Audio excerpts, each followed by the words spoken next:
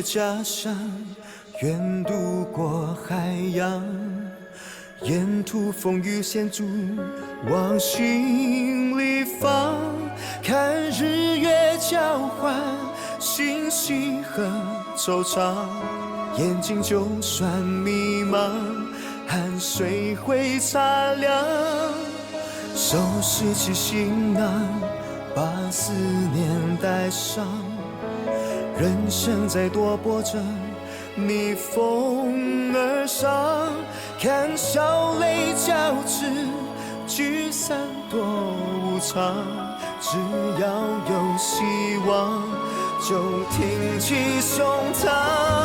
这天地茫茫，何处是我家乡？要让命运看我从来不投降。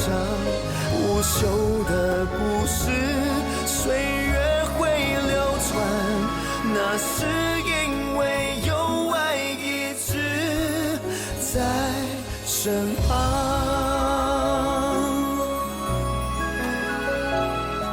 这里有希望，这就是家乡。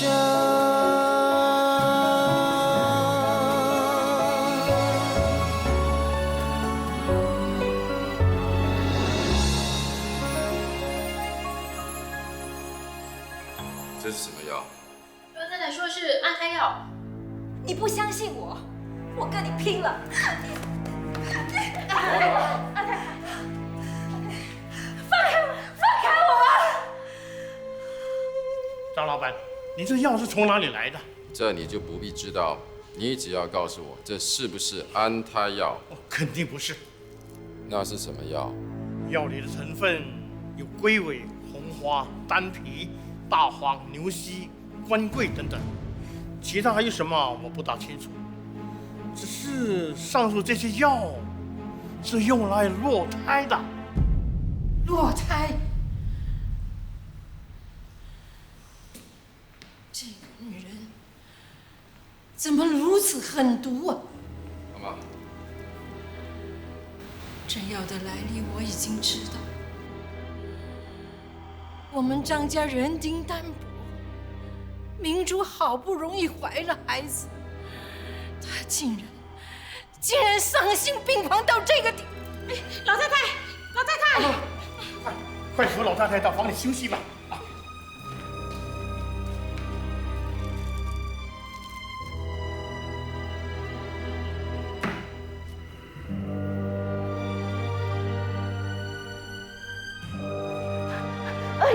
二爷，不好了，二太太要上吊，不好了，快救人！救人啊，二爷！二太太死掉了，死了算了，反正我在这个家里给人血给人淹，活着有什么意思啊？不要救，让我死，让我死，放开我，让我死，让我死算了，活着有什么意思啊？还在装模作样是吧？这么想死，死给我看！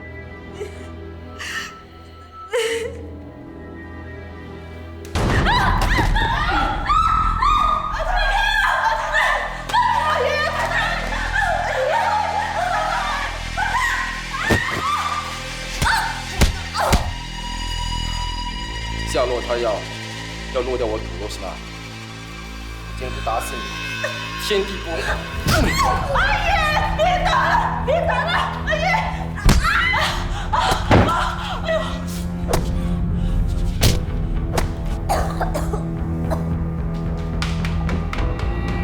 姨太太，姨太太，姨太太同意他躺下，那怎么办？什么事？哎呦，二爷在打二太太，打得可凶了，再不去劝他，就要打死人了。那你还跑来，快去劝啊！哇，我不要命啦！金花嫂上前去劝他，就被二爷一拳打倒在地上了。啊，那你快去找老太太吧。哦，不要惊动老太太。姨太太，这事你就别理了，自己身体要紧。没事。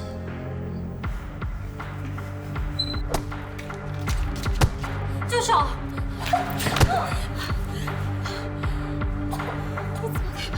这样？你来干嘛？阿英要好好带太太回去。好了，不要再打了。你知道他干了什么好事吗？不管他做了什么，你也不能这样打他。不关你的事。你们两个待在那里干嘛？太太，我们还是走吧。想死啊！你疯了！好了，看一看，看一看。放手。好了。你没事吧？嗯。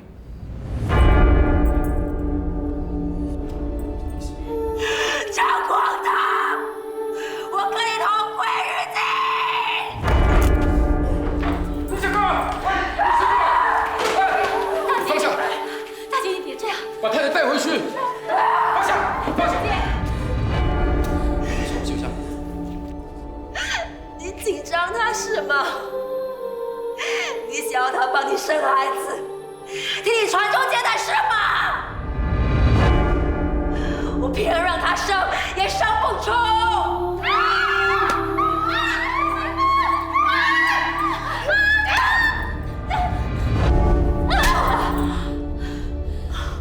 你够了，大姐，平时你要怎么对付我，为难我都无话可说。我知道对你来说，我只不过是一个抢了你丈夫的女人。我从来不奢求你会接受我、喜欢我。可是孩子他是无辜的，你为什么就是不肯让我把他生下来？你为什么？大姐，我告诉你，我会不惜一切保护我的孩子，无论是谁，也别想要伤害他。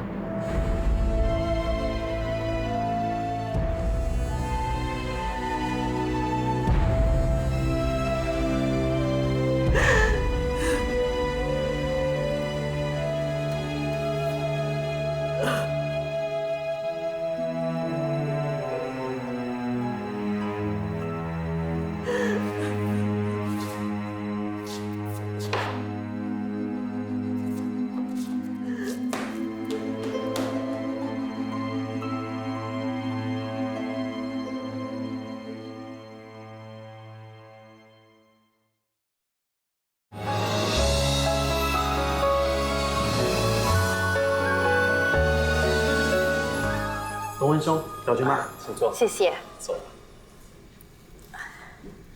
真不好意思，没先通知就忽然拜访。都自己人了，何必那么客气？再说过不久，我们可要亲上加亲了。对了，亲家这一趟来，是为了惠娘跟查理的婚事吧？过2天，查理就会去定亲跟下聘了。我们今天可以顺便谈谈该有的礼节，还有聘金的数额。我今天来的确是为了谈查理跟惠娘的婚事，只不过我先要向2位说声抱歉。大家都是自己人嘛，有什么事就直说吧。是啊，表舅妈，东文兄，我们同舟共济，没有解决不了的事啊。请坐，请坐。我此行是为了要传达我家老太太的意思。我家惠娘实在无法高攀，请2位接受我们取消婚约的请求。取消婚约？我没听错吧？没错，是取消婚约。既然是取消婚约，我就不明白了。婚姻之约哪是儿戏？怎么能说答应就答应，说取消就取消呢？我们可是请了媒人到张家提亲，一切按照礼仪，老太太也点头答应了。况且，你们也把惠娘的八字让我们带回家。照规矩说，惠娘现在应该是我们张家未进门的媳妇儿。现在，查理和惠娘的八字就摆在我们祖先牌位前，这可是凭证。婚事可得在100日内举行，我们已经在筹备当中，也通知所有亲朋戚友了，怎么能出尔反尔呢？是啊，表舅妈，好好的婚事怎么要取消呢？因为我妹妹不想嫁给你。多恩兄，老实说，令妹想不想嫁给我，或者我想不想娶令妹，这并不重要。我也是谨遵父命登门求亲的。婚姻大事，我们做子女的应该听从父母之命，媒妁之言。况且，这门亲事是由家父和惠娘的祖母做的主，我们做小辈的应该听从长辈的安排吧？难道你们想否认答应过这门亲事？不，这门婚事是惠娘祖母亲口答应的，这一点我们绝对承认。既然老太太亲口答应了，我们就筹备婚礼吧。这婚事我们已经通知所有亲朋戚友了，完全没有转弯的余地。再怎么说都好，我们张家在新州也小有名气，可谓烙人画饼，让人取笑的。这种事情我是不允许的。是啊，表舅妈，请你转告惠娘，婚后我会全心全意的爱护她。我知道她是个新时代的女性，崇尚自由，可是还得体谅长辈的苦心啊。虽然我是受西式教育的，可是在这方面我还是很传统。是吗？你既然如此传统，那怎么会做出出卖祖坟的事呢？东文兄，这话应该从何说起呢？对了，先知怎么提到我们家祖坟了？我们祖坟原封不动的，哪有什么出卖祖坟之说啊？实不相瞒，我家婆就是因为听到这件事，才决定取消婚约的。她老人家平生最恨的就是那些不认祖归宗的人。她说，一个人要是能够出卖祖坟，他还有什么事做不出的？我们的祖先漂洋过海南来，流血流汗，没有他们披荆斩棘、开创基业，我们的后代子孙怎么能够有今天的太平日子？如果后代连他们最后的长眠土地都要卖掉，真是情何以堪啊！这简直是欲加之罪啊！为了要取消婚约，让我们背上一个出卖祖坟之罪啊！如果没有凭证，我们怎么敢这么说呢？没错，查理章，你是不是跟一个叫 Thomas On 的香港人签下一纸协议书？你在协议书里承诺，如果成功得到赛马执照，就把祖先长眠的地方贡献出去，变成赛马场。你这种为了利益连祖坟都能出卖的行为，这是我祖母不能接受的。这也是我们拒绝跟你们成为亲家的原因。多恩兄，之前我已经告诉过你了，外头有很多对我们父子不利的一些谣言，那些都是有敌意的商家造谣生事，恶意重伤我们。你可不要轻信谣言，安我一个如此大罪啊！可不是，这就是所谓的树大招风啊！欲加之罪，何患无辞？我们也听说过你们的流言蜚语，而且很多还是不堪入耳的。可是我们听后就嗤之以鼻了。是谣言还是事实，多说无益。娘娘，我们拿证据给我们看。东恩，不得无礼。我们东恩年轻气盛，有冒犯的地方，很抱歉。我来新之前，老太太一再吩咐，我们是远亲，千万不要伤了和气。你们有你们对待祖先的态度，我们不赞同。可是，那是你们的家事，我们不得多说。但是结亲的事就别再提了。如果两位不答应的话，我将遵照老太太的指示，把这事交给张氏公会，就由德高望重的族长们来仲裁。到时口说无凭，我们也只好交出证据，就是查理和对方签署的协议书。这份协议书由律师楼发出，可信度应该没问题吧？你们是怎么拿到手的？查理章，你终于承认了，你为了利益，不只可以出卖祖宗，对弱小商家也手段毒辣。我张东恩绝不会让我妹妹跟你这种利欲熏心、本性羞残的人结为夫妻。混账！什么东西啊？既然跑来我们家骂人，满口胡言，黄正良，你教的好儿子。你不要生气，东恩兄会这么说，我一点都不觉得奇怪。我老早就听说他少不更事，难当大任。看来的确如此。你这番话，我当你年少无知，不跟你计较。但是我要提醒你，我们华人是讲信用的，承诺就是承诺，再多的借口也掩盖不了你们背信弃义的事实。如果你不肯罢休，我会奉陪到底。我明天会派人来取回慧娘的八字，希望大家以和为贵，不必惊动家族长老。告辞了。吴总，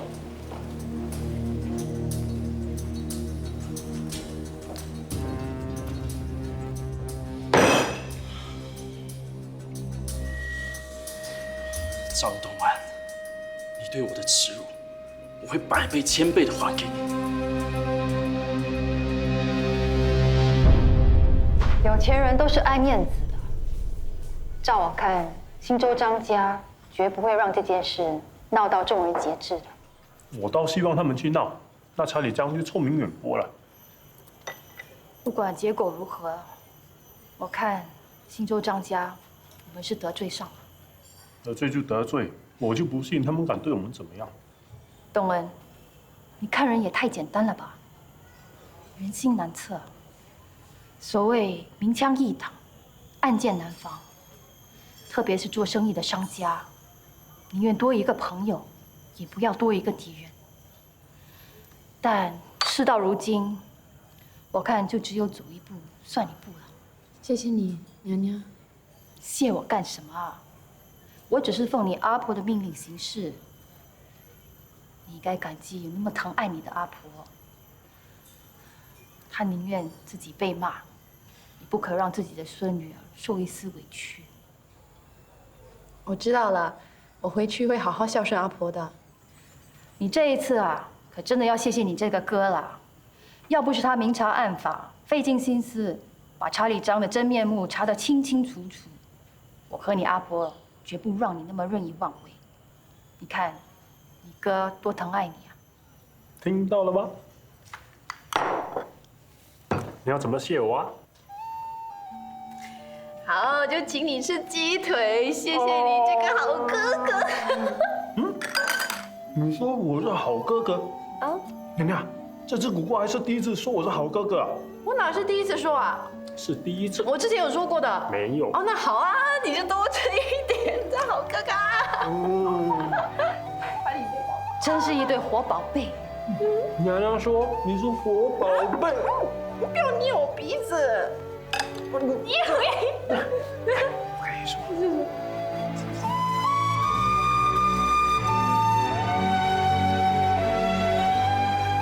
不，我想太多了。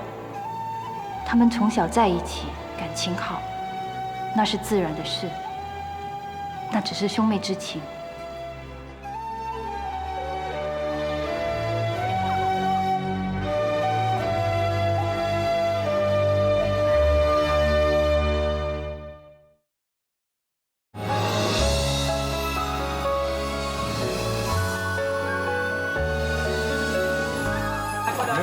没有钱，走开，没有钱，走开，没有钱，走开，走开，红包都有哦。老板，走开，没钱。这边有生鲜的，要不要买？臭乞丐！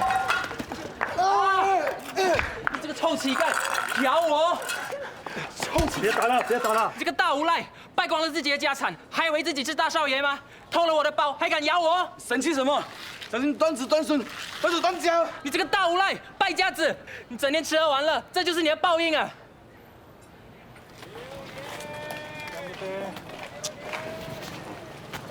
你怎么啦？刚才还好好的，现在怎么默不作声了？我在想，我会不会有一天也像那乞丐一样？当然不会啊。怎么不会？那乞丐原本也是个富家少爷，后来不是生产坐吃山空，结果把财产都败光了。你知道查理张说我什么吗？不知道。他说我少不更事，难当大任，简直是奇耻大辱。你少听他的。不过冷静一想，也难怪会被他瞧不起。我跟他年龄差不多，可是到现在还是一事无成，而他呢，已经在商界呼风唤雨了。跟他比起来，我实在是太不争气，太丢人了。你才不比他差，你是不飞则已，一飞冲天；不鸣则已，一鸣惊人。你这只苦瓜还真会安慰人。不过连阿叔都说我是阿斗，扶不起的阿斗啊。你才不是！娘娘曾经说过，你将来一定有出息、有成就的。不信你问娘娘。谁说他将来有成就，都是没用的。一个人的成功或失败，不在于别人怎么说他，而在于自己对自己的要求。娘娘，我回去后一定会发愤图强。我要让那查理张知道，我张东恩绝非无下阿蒙。好，回去之后我就给你一个任务，一个挑战。好。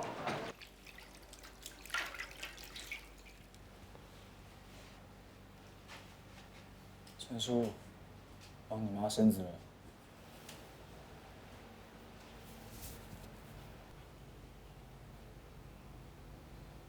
陈叔，干什么？陈叔，你醒了。好了，别啰嗦了，赶紧去实验室，把我过去所有的药方记录全拿来。是。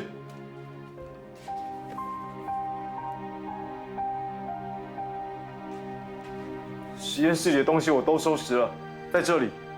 扶我起来。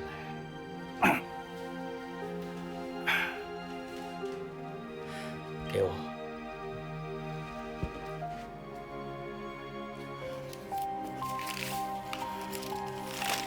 眼镜。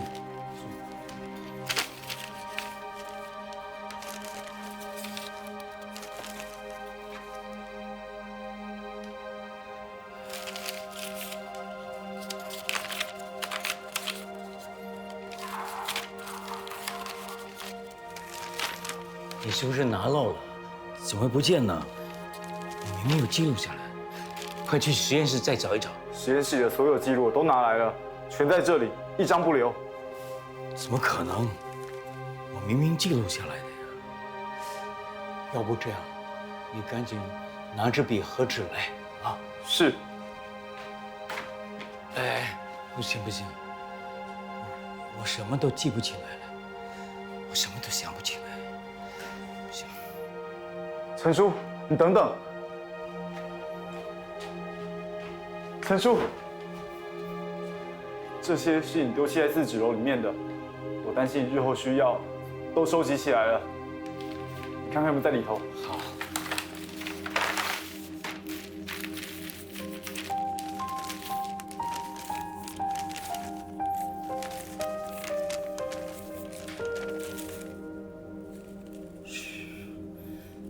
是，就是这张。张天宁。是，陈叔。这是我倾一生之力研发的新药方，只可惜现在我没法坚持。我想把它交给你，替我完成它。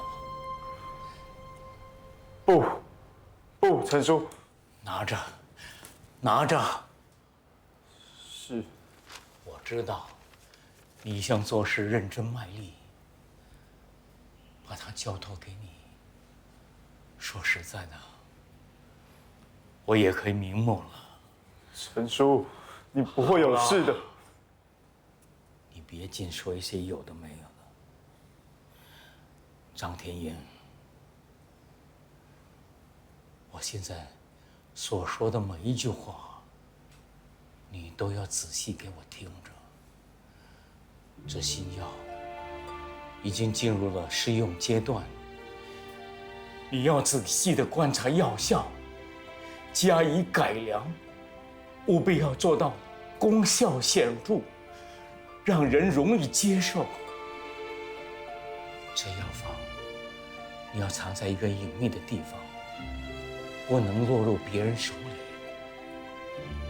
倘若这药能够给你带来财富，千万不能忘记那些穷困和贫苦的人家，因为这些人是最需要医药照顾的。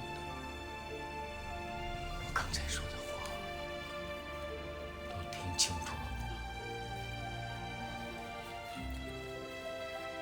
陈叔，这药方我暂时替你保管，等你痊愈后。又来了，又啰嗦。来，扶我躺下。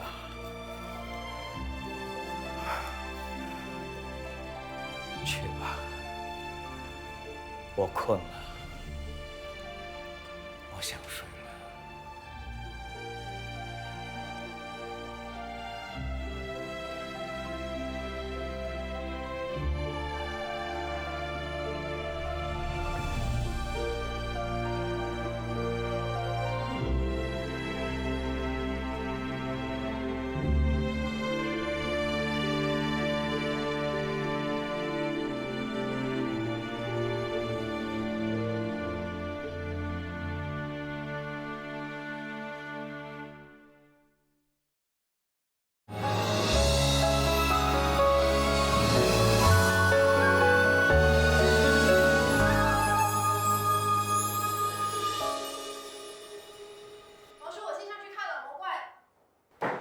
小姐，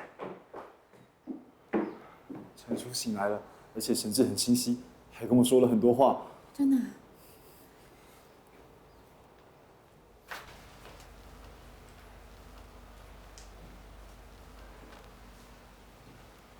睡着了。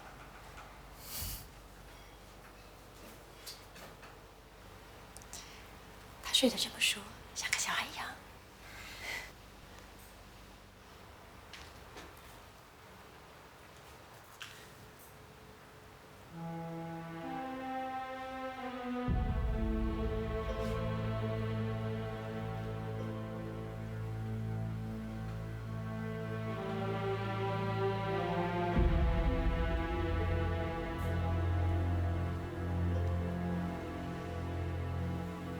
张天一，是。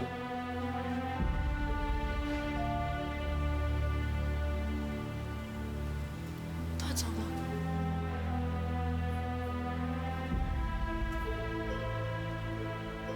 啊？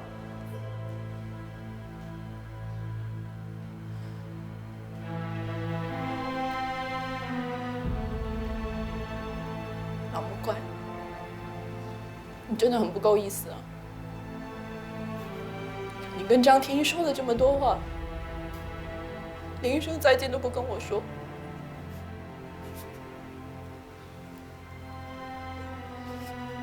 不过我也算了，谁叫你叫老魔怪？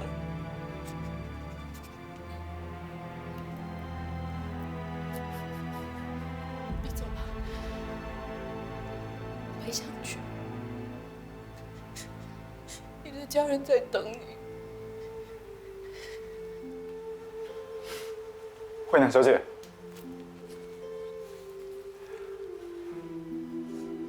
这是陈叔临终前交给我的药方，他要我继续研究未完成的新药，可是我怕我能力不够，毕竟我资历还浅，我应该把药方交出来，由慧楠小姐交给头家，由头家做主。张天一，你看着他，看着他，他一定是心无挂碍，才可以走得这么安详，好像熟睡一样。为什么他不把药方交给我，交给王叔，而是交给你呢？因为他相信只有你可以帮他完成遗愿。也就因为他把药方交托了给一个他可以信任的人，所以他才会走得这么安详。可是你却这么容易的把他一生的心血交出来，你对得起他吗？你对得起老魔怪吗？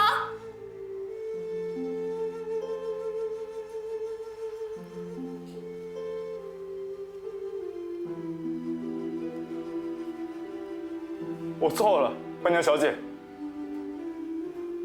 我错了，陈叔。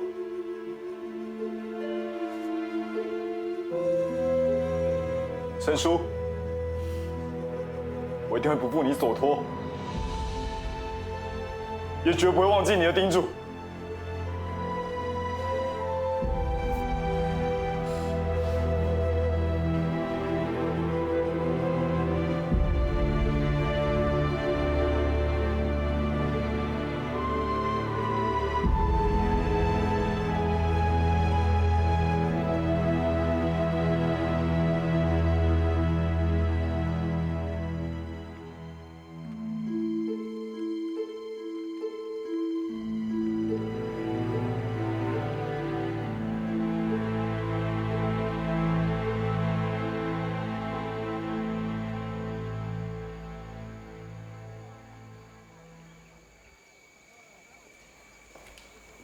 奇怪啦，平时聒噪个不停的小孤瓜，怎么闷声不响？连苦瓜也不苦瓜一声啊！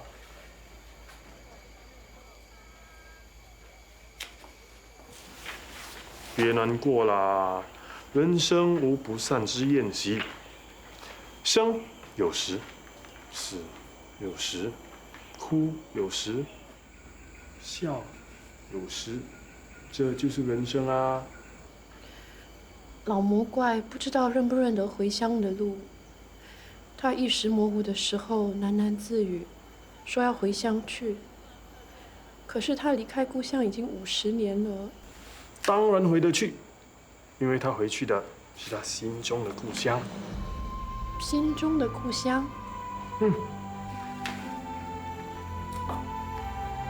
故乡在他心中。家人也在他心中，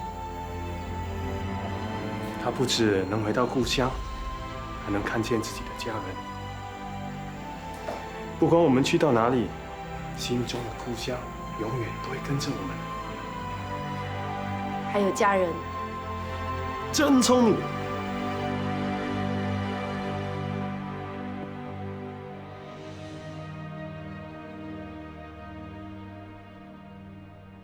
大嫂，我真的是知错了。你要我怎样都可以，只要广达不要休掉我。大嫂，你一定要帮帮我啊！如果这件事传回我娘家，我会活活被我阿爸打死的。我阿爸是个最好面子的人，他不会饶了我的。我要是被赶出张家，就真的只有死路一条了。看来，你只想到自己的处境，根本都不是真的知错。不，我真的知错了。我3番2次也是给阿妈磕头认错，可是他老人家不肯见我。广达更是连这边也不肯踏进一步。我叫阿豪去请他过来，他却说怕我杀了他。我怎么会真的要杀了他，大嫂？我当时是被他打疯了、打急了，才会拿剪刀乱挥乱刺的。大嫂，你看，他是怎么打我的？我的脸给他打得像猪头一样，青一块紫一块的，好不容易才消了肿。大嫂，我当时拿了剪刀，其实是要刺自己的。可是朱妹阻止我，我才回警到叫他走开。他们却说我要杀了他。那你下药想弱明珠的，他又怎么说？大嫂，我知错了，我真的知错了。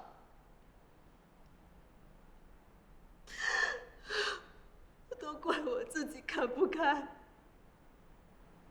认自己不能给张家添香火，妒忌朱妹怀了广大的孩子，才会想要做出这么愚蠢的事。是，我当时是拿了药进厨房，可是我根本就很不相信这么做，所以才会在迟疑之下被他才好他们看见的。大嫂，我真的是要把药丢掉的，是真的，是真的，是真的。大嫂，你要相信我，你要相信我，你真的要相信我啊！我是要生养乐马的。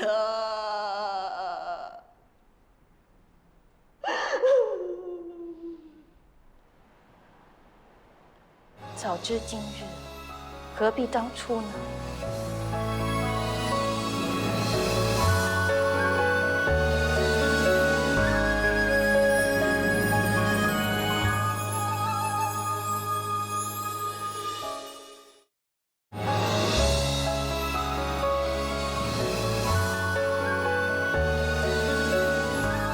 阿妈，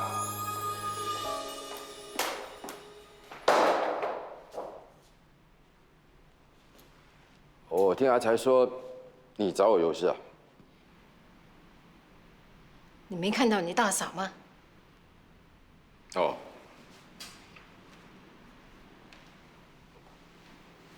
大嫂，你回来喽！二叔，你看你，满嘴的酒臭味，又跑出去花天酒地了。生意应酬难免要喝几杯嘛啊！哼，啊，你找我什么事啊？你大嫂有话要跟你说。大嫂，如果你是要劝我不要休掉那女人，那就别多费口舌了。我跟二妹谈过了，她觉得很自责，很后悔。她也答应以后要做个贤妻、好媳妇，也好好对待明珠，把明珠的孩子视为己出。哼哼，你相信她？我很严厉地跟她说了，如果还有下一次，我不会再帮她说话了。这泼妇，我已经忍她很久了。上次她要杀我，这次要拿剪刀刺我，更别提她想残害我骨肉的事。这女人，我非休掉她不可。你要休妻，是不是想给我娶个不三不四的女人进门？阿妈，你说什么？你是不是跟一个风月女子在一起，在外头还租了间屋子养着她？那是逢场作戏。我还听说，他四处跟人家说你要把老婆给休了，把她娶进门，还要给她当大的。你真要这样的女人进我张家门？等我死了，没这样的事，阿妈。休妻的事不要再提了。你大嫂说的对，你要是休了秀香，她的娘家肯定不会善罢甘休的。她弟弟，我听说在黑道上很有势力。他那个弟弟只不过是小混混，我根本没把他放在眼里。你在明，他在暗，你还是别惹这种麻烦。人家说家和万事兴，既然他已经知错了，就再给他一个机会吧。这件事就照你大嫂的意思办。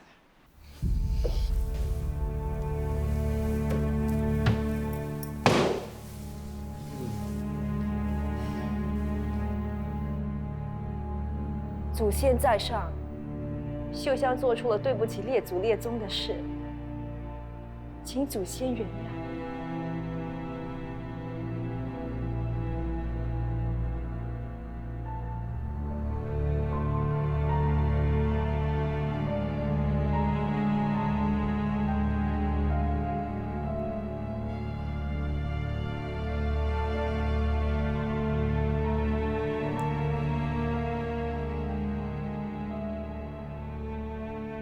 阿妈，秀香知错了，请阿妈原谅。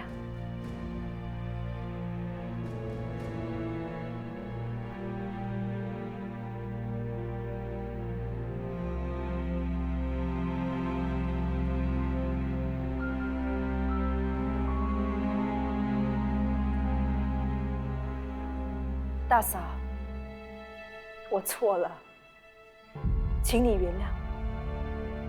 不用了。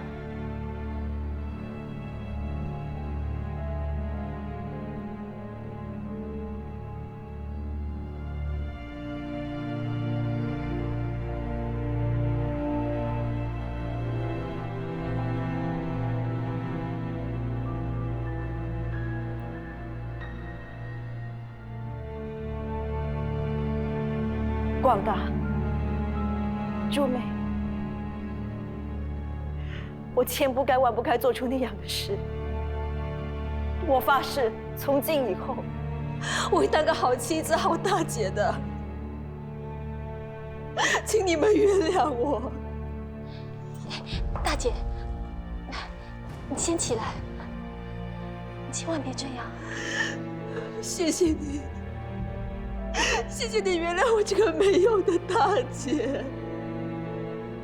谢谢你。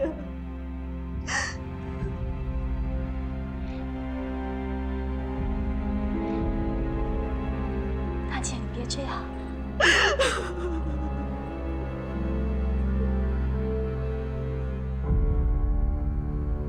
二太太，太委屈你了。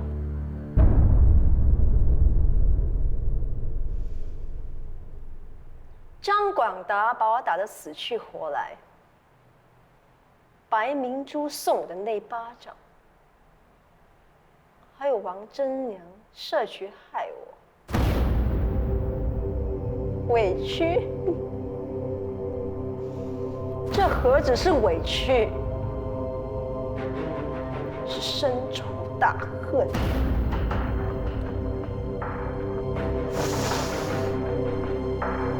忍，我会忍，只要能继续待在张家，我就能报仇。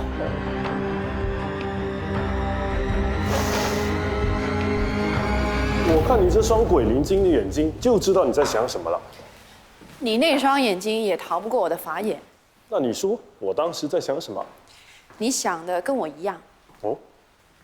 我想起 Miss Helen 教过的一句话 ：“A fox may grow grey, but never good。”江山易改，本性难移，果然是英雄所见略同。连我们都不相信二婶会在一夕之间改变，更何况是娘娘。娘娘一定想得更深更远。当然啊，娘娘功力深厚，岂是我们能及的？希望这一次娘娘真的能降住二婶。你们在谈什么？娘娘，娘娘，在夸你。夸你功力深厚，法力无边，能降妖伏魔。你们当我是什么？女钟馗？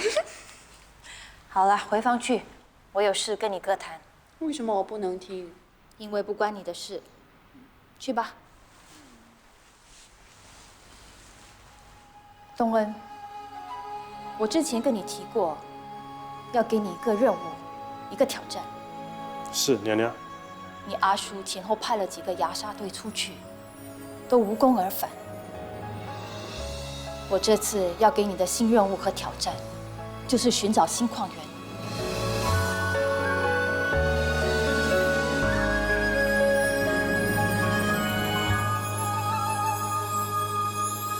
惜别了家乡，远渡过海洋，人生在多波折，逆风而上，看笑泪交织，聚散多无常，只要有希望，就挺起胸膛。这天地茫茫，何处是我家乡？